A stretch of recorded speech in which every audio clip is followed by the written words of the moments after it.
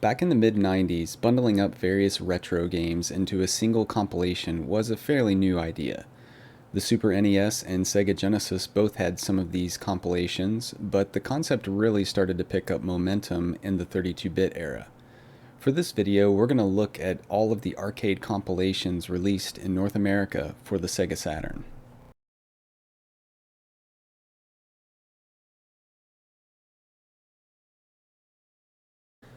First up is a compilation that wasn't exactly what I had in mind when I decided to put together this list, but it is a compilation of 3 arcade games, and it also happens to be the first game, or games I suppose, that I ever owned for the Saturn. I was only 14 years old in 1996 and spent most of the year saving up some money so I could upgrade to the next generation of consoles. I flip-flopped multiple times throughout the year between a PlayStation and a Saturn, but ultimately it was a promotion that Sega ran at the end of 1996 that pushed me over the edge towards the Saturn. As you might have guessed, the 3 free games with purchase of Sega Saturn compilation was that promotion. I'm not sure what the official name for this compilation is, but we'll just roll with the giant label on the front of the box. The reason I say this wasn't exactly what I had in mind is because this compilation includes 3 games that had all previously been released on the Saturn in its first year or so on the market. Sega decided to entice potential console owners around the 1996 holiday season with 3 solid games bundled right in with the hardware. And it worked. Well, at least for me it did. Included with this compilation is Daytona USA, Virtua Cop, and Virtua Fighter 2. If you visited an arcade in the mid-90s, you were likely to see at least one of these games, and being able to play them at home was awesome. I still remember the first time I loaded up my Saturn with Daytona USA and being blown away by the graphics and sound. These games are a little light on content, but hold a tremendous amount of replay value. My favorite is probably Daytona USA, and it's a game I can just pick up and play at about any time. Virtua Cop is a lot of fun as well, though I remember finishing it pretty quickly back in the day, and if you're familiar with the stages, it'll only take about 30 minutes or so to play through it. I'm really bad at the Virtua Fighter games, but I've had my fair share of battles in Virtua Fighter 2, and it certainly has a place in 3D fighter history. Since this isn't a true compilation, but rather a few games boxed together for a promotion, it doesn't contain any sort of extra content like some of the others we'll see later. Nevertheless, this pack can be a fairly inexpensive way to add 3 great titles to your Saturn collection.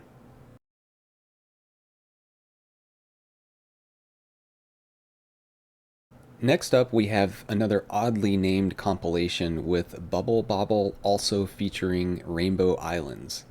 The original Bobble was a pretty big hit, and it was immediately followed up 1 year after the arcade release with Rainbow Islands, the story of Bobble 2. This compilation includes arcade ports of both games, plus Rainbow Islands Enhanced, which is the same game but with some improved visuals. Obviously, given the title here, the main attraction is Bobble, and it's a solid port. All of the classic gameplay you remember from this one is intact, including 2-player co-op. I had never played Rainbow Islands until I picked up this compilation many years ago, and it's a fun game, but the gameplay is significantly different. There are certainly similarities, but without the story of Bobble 2 subtitle, I probably wouldn't have known they were related at all. Overall, this is a rather bare-bones compilation since it only has 2 games, and aside from a CG intro, it doesn't contain any sort of extras. Well, unless you count Rainbow Islands Enhanced. That's certainly a curious addition since based on what I've found online about these games, the enhanced version is exclusive to this compilation. Assuming that's true, then I suppose this has a bit of a novelty factor if you're a fan of the series.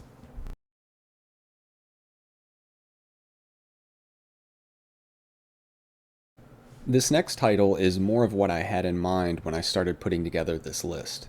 Midway Presents Arcade's Greatest Hits includes 6 classic arcade hits from the 80s and is more or less just a port of the similarly named Williams Arcade's Greatest Hits.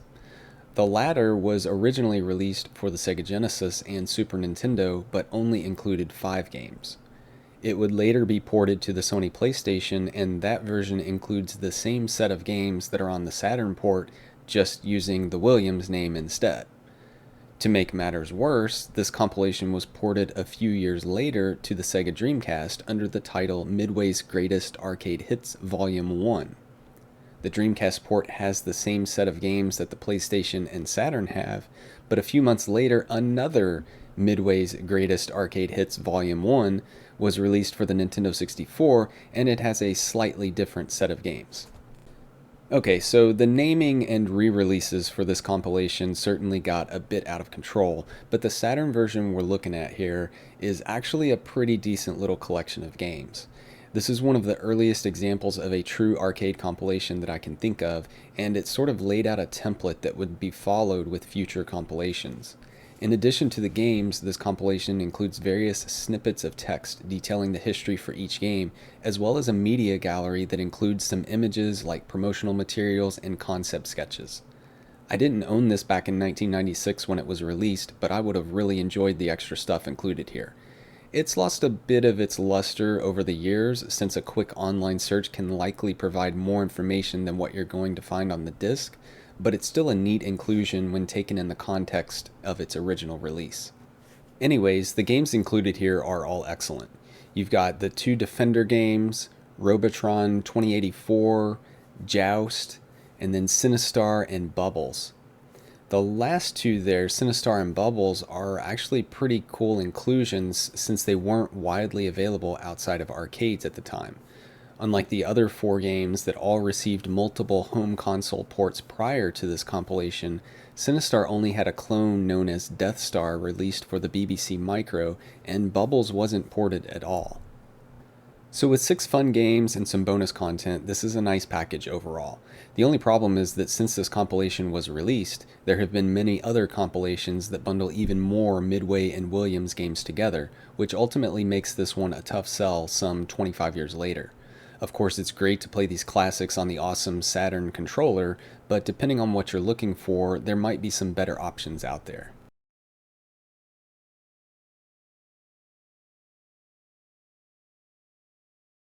Midway must have been pleased with the previous compilation because Midway Presents Arcade's Greatest Hits The Atari Collection 1 was released shortly thereafter. For the most part, this one is set up exactly like the last one, even down to the box art. You have 6 classic arcade games with some extra content. As the name suggests, this was the first of 2 collections that centered on Atari games. The second one was only released on the PlayStation though, so we won't be digging into that one here. Although it only has 6 games, this compilation is absolutely loaded with classics.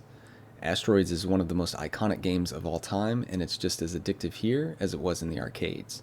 Centipede and Missile Command are classics as well, and both would see a reboot in just a couple of years after this compilation was released. I'm absolutely terrible at Battlezone, but it's the original title in a long-running franchise. Super Breakout is the oldest game in the collection after its original release in 1978. And rounding things out is one of my personal favorites, Tempest. Tempest does lose a little bit by having to use a standard controller rather than the original hardware of the arcade cabinet, but it's not too bad, especially if you've played Tempest 2000 on the Saturn. This is another solid compilation, but again, all of these games have been re-released multiple times over the years, so it really comes down to whether or not you want to try them out with the Saturn controller. Another interesting thing to note is that with the exception of Super Breakout, this same collection of games was released for Windows 3.1 a few years earlier in 1993 under the title Microsoft Arcade, though I don't think it included any of the bonus content you'll find here.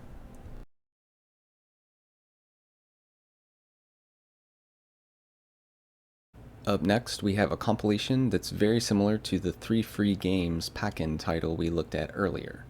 The Netlink Game Pack was a pack-in title with the Netlink hardware and was only available in North America. It contains Sega Rally Championship Plus and Virtual On Cyber Troopers, both of which have been enhanced to include online multiplayer support and thus feature the Netlink Edition subtitle. Both games had previously been released on the Saturn before their inclusion in this compilation, and the versions found here retain all of the single and local multiplayer content the original releases contained. The version of Sega Rally that's included here is actually Sega Rally Championship Plus, which was previously only available in Japan and contains some slight changes over the original North American release, including 3D control pad support. There's not much else I can say about Sega Rally other than it's one of my favorite racing games of all time and is well deserving of a spot in anyone's Saturn collection. As for Virtual On, well, it's a fun game, but I've never really figured out how to master that one. It's a fast-paced robot fighting game, and as far as I can tell, the version found here is exactly the same as the one that had previously been released for the Saturn, aside from the online multiplayer, of course. As a compilation, though, this is a tough one to recommend since the main appeal back in the 90s was the addition of netlink support, which isn't too relevant nowadays. Whether you find the compilation itself or the games individually, they can command some hefty prices as well, even more so than the original releases.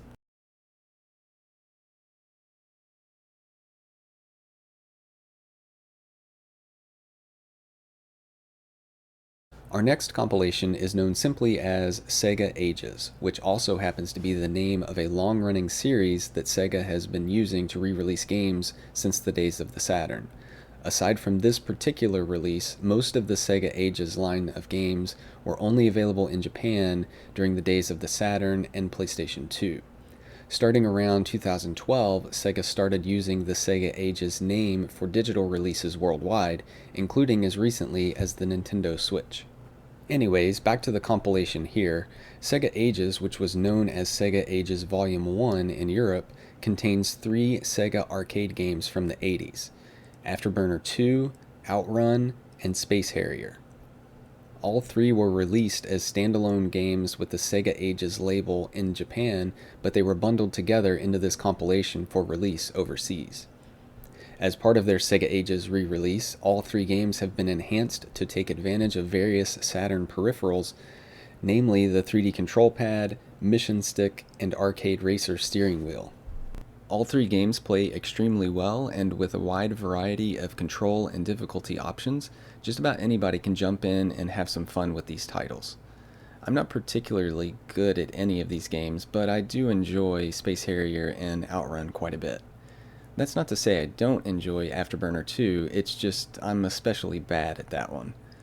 The only negative thing I can say about this compilation really is that it only includes 3 games, though in Sega's defense, they hadn't released very many standalone Sega Ages titles in Japan at the time. Much like some of the previous compilations we've discussed, all of these games have been re-released over the years, and considering this title can easily cost into the hundreds of dollars, it's a tough sell these days. One final note, though, is that Working Designs published the North American release, and like most of their releases, the packaging is top-notch.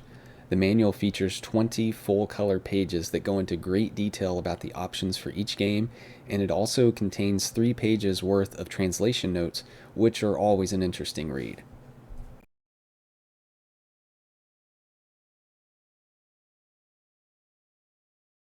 The last compilation on our list is Street Fighter Collection, and it contains 3 classic fighting games on it. This compilation was released in 1997, and by that time, the Saturn had already seen Street Fighter Alpha, Street Fighter Alpha 2, and Street Fighter the movie. But hey, I can get on board with just about any 2D Street Fighter that doesn't feature digitized graphics, and this compilation delivers 3 new ones for the Saturn. First up, we have Super Street Fighter 2, which is actually the only Street Fighter game I owned when I was a kid, though it was on the Genesis. The version here on the Saturn blows that one out of the water with some incredible 2D graphics. As good as it might be, it's unfortunately overshadowed a bit by the second game, which is Super Street Fighter 2 Turbo. Previously, the only North American home console release for Turbo was on the 3DO, though it did have a pretty awesome cover. Turbo was also available on MS-DOS around the same time, so some of you may have played that version. Anyways, the Saturn versions for both Super Street Fighter games are awesome. Aside from some load times as a result of running from a CD-ROM, the games run fast and look great all around. The third game that's included is Street Fighter Alpha 2 Gold, which, of course, is an enhanced version of Street Fighter Alpha 2 that was already on the Saturn at the time of this compilation's release. As far as I can tell, this version is based on an update Capcom released to arcades in Japan called Street Fighter Zero 2 Alpha, and the only time it's ever been released in North America in this form is on this compilation. Capcom would later include Street Fighter Alpha 2 Gold on Street Fighter Alpha Anthology for PlayStation 2, but although it had the same name on that release, it was slightly modified even further. While I would have preferred maybe an even older Street Fighter 2 game rather than having two versions of Super Street Fighter 2, this is still an excellent collection of fighting games. It's a little disappointing that it doesn't contain any sort of extra content, especially considering this release spans two CD-ROMs.